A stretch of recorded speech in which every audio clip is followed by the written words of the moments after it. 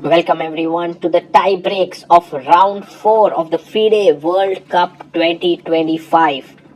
Here we have India's number 2 player Dronawali Harika with the white pieces. She's taking on Katrina Lagno. Now Lagno is an amazing speed player.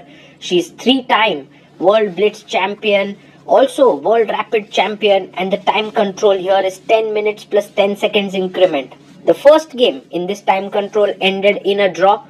This is the second one, and whoever wins it will go through to the quarterfinals. Harika opens the game with knight f3. We have d5, b3 played. Knight comes out to f6, and Harika is known for her positional chess. She's excellent here, and she's trying to use that to her advantage. g3 played, pawn to e6. And bishop g2. Lagno had eliminated Vantika in the previous round after an intense battle, and now can Harika manage to outwit her? Short castles, knight d2 played. You can see how white has managed to double fianchetto and then put the pieces on very logical squares. c6. Bolstering the center, and Harika plays a3 so that if a4 you meet it with b4. Knight d7, and the queen comes to c2 in the line of the bishop, but it's a very solid formation.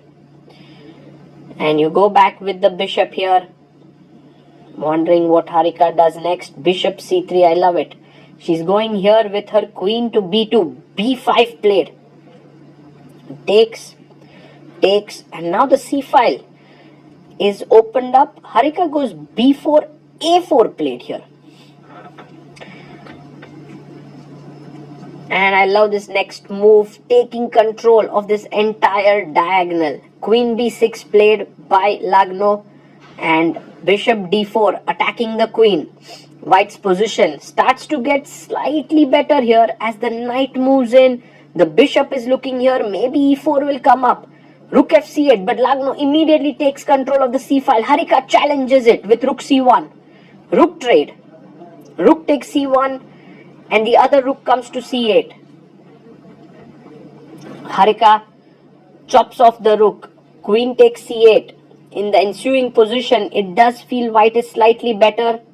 The reason for that is this beautiful battery here on the long diagonal. Queen takes d7, and now you can go knight f3, knight e5 again. She first takes control of the c file, very logical. Knight goes to e8 to challenge the queen with queen c7. And Harika goes pawn to e4. Slightly double-edged move, but very logical. The bishop does get into play next. Knight jumps back. But can we simply not push the knight away with e5, gaining even more space? And Harika does it. Brilliant. Knight e8, and now knight to f3. Instead she goes bishop f1, f6 played by her opponent, and she plays pawn to f4. White has more space, but is that good enough to win the game? The bishop goes to d8. Katrina is getting her bishop out from here, and I love how Harika is maneuvering her knight to d4. Knight comes to d6, and now queen c5, very strong move. She goes knight d4, and now this allows bishop b6, pinning the knight and trading it away. Yes, bishop d4, and now knight f5 is coming next. So black maybe is able to unravel.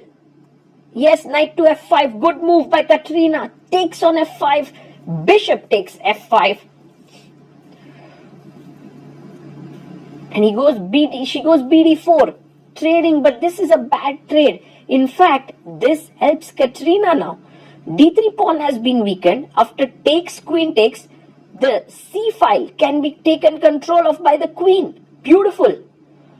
Harika plays her queen back to d2, b2, stopping the black queen from entering, but now d4 opens up king here. Oh, she plunders. Queen h1 was better, but look at this move.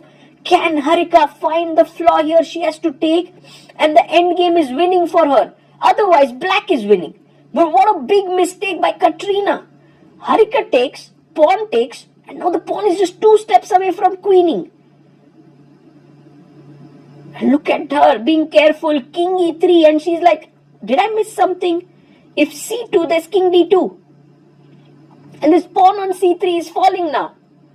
d4, excellent move by Harika. She's going to attack this. So bishop e8. But now the king comes in. c3 is falling. And oh my goodness, everything is weak in black's camp. Just this one move, queen c3, played in hurry. And Katrina also had time for that move. But still she hurried for it. And now Harika can finish off her opponent now. g4. She's pawn up. g5 played. Bishop goes to g2. I mean, with all the experience that Harika has, I doubt if this will be a tough task for her. Bishop e4. Bishop goes to d7. And she goes king f3. Her idea is very interesting. King g3 and h4 is what she wants to do. King g3 on the board. King comes to f6. And now h4 played. Beautiful chess by Harika. Bishop drops back. And now takes, and creating a passer down the h file. So the king has to wait here. Will be interesting to see now how she continues. King f2 played. Bishop comes up. And bishop f3. Protecting the g4 pawn. King comes up and white starts to activate the king. The bishop moves away. Can we now break in the center with d5? She goes bishop e4. King g7. And now pawn to d5 to make space for the king to enter here. Pawn takes pawn, bishop takes, bishop d7, and she comes back defending the pawn on g4. And now it's time for the white king to enter the battle. Katrina Lagno is completely losing here. King d5 played, bishop f7, and it's time to play king c5. She goes king d4, she's waiting there. Bishop c4. And now king e3. Why is Harika coming back with her king when she could go in king c5? Well, she wants to trade here. And king d4. Oh my goodness. That's such technically superior play. Amazing. She first got the bishop here with her king and then moved in. Wow. Amazing. Absolutely amazing. King c5, and she also kind of repeats whenever she gets a chance. Bishop f3. King comes to e5. Harika has 3 minutes 33 seconds. Katrina Lagno just 24 seconds. Bishop e8, and she plays bishop to e2. Finally, I believe some progress has to be made, because every time Harika thinks about taking this pawn, she'll be losing the g4 pawn. Should be winning, but I think winning without counterplay is what she wants. She now chops off the pawn after getting her king in the best position. And bishop c6, she calculates this beautifully, that the pawn is moving forward. Bishop takes pawn, b5. The bishop moves in, bishop e2, b6. And now if bishop a6, there's just b7 take, and it's completely winning. Harika wins. Katrina Lagno resigns. What a match. Harika, look at that relief on her face. With this, she moves into the quarterfinals, eliminating a strong player like Lagno, and she now faces Divya Deshmukh in the quarterfinals. It will be an exciting encounter Washington, to follow. D.C., August 4th to 5th, 2025. The Smart Moves Summit, a global education conference where chess meets learning. Held alongside the FIDE World Schools Team Championship. Global dialogue on chess, cognition, and education. Federations, researchers, EdTech. One stage, one mission. Topics that move the world. Meet leading influencers. Timur Turlov, Dana Reisnies, Jerry Nash, Leoncho Garcia, and more. Inspire, unite, transform. Join the international community shaping education. Play smarter, learn bolder. Let's make future together. Don't miss this unique opportunity. Register now and be part of the change.